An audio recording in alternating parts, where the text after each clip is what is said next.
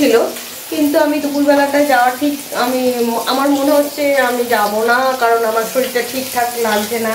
কারণ 3 দিন ধরে এই রিচ খাবার চলছে, আর এই রিচ খাবারের জন্য শরীরটা খারাপ লাগছে। সেই জন্য আমি আমার বরকে বললাম একটুখানি পাতলা ঝোল খাবো আজকে, আর সেই পাতলা ঝোল রান্না করব। রান্না করে আজকে আমি বিয়েবাড়ি যাব। এটা ছেলের বাড়ির পক্ষ থেকেই আমরা যাব, সেই জন্য আমরা একটু রাতের দিকেও যাব কাছে-পিঠে।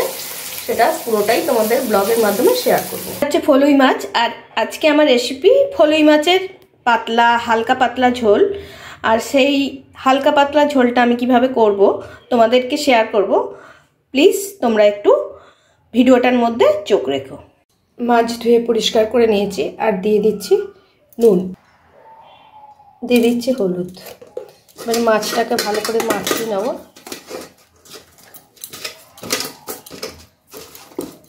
তেল দিয়ে দিচ্ছি,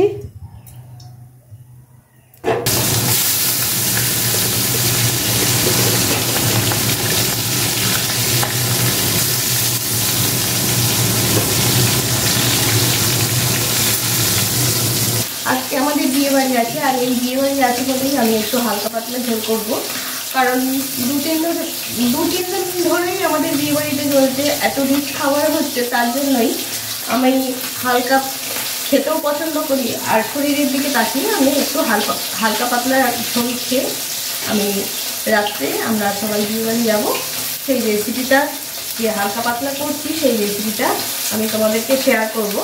আজকে নিয়েছি আমি ফলুই মাছ, আর ফলুই মাছটাকে কীভাবে আমি রান্না করছি সেটা তোমাদেরকে শেয়ার করব।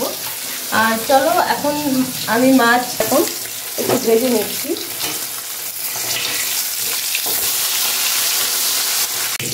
তেলের মধ্যে দিয়ে দিলাম জিরে, তেজপাতা আর লঙ্কা ফোড়ন দিয়ে দিয়েছি। মশলার জন্য নিয়ে নিয়েছি আদা বাটা, জিরে গুঁড়ো, লঙ্কা গুঁড়ো, ধনে গুঁড়ো আর হলুদ। আজকে আমার রেসিপিতে এই মশলা দিয়েই আমি হালকা পাতলা ঝোল করব। আর আমি ইউজ করছি সবজির মধ্যে পেঁপে। আমার মশলার মধ্যে দেওয়া হয়ে গেছে লঙ্কা আর তেজপাতা ফোড়ন দিয়েছি। এবারে আমি পেঁপে দিয়ে দেবো।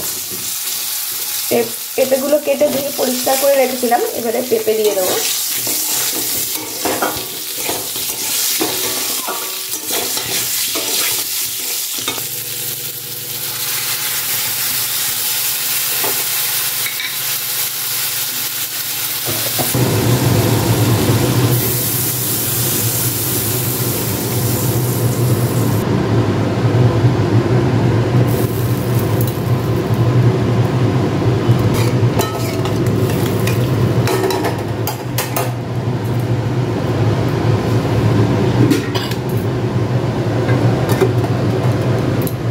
ঝোল ফুটে গেছে, এবারে মাছগুলো ছেড়ে দিচ্ছি।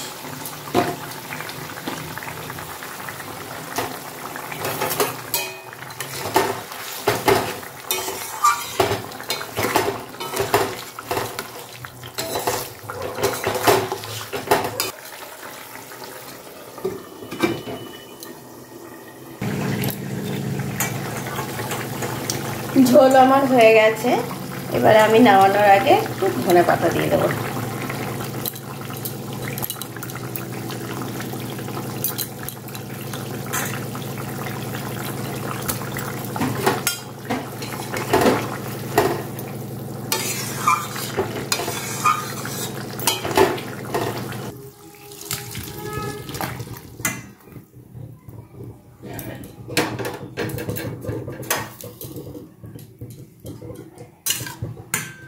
আমার ফলুই মাছের রেসিপি শেষ, নামিয়ে নিলাম।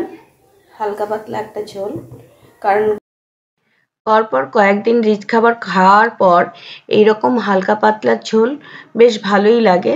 তোমরাও এইরকমভাবে ট্রাই করে দেখো। এইরকম ঝোল শরীরের পক্ষে বেশ ভালো।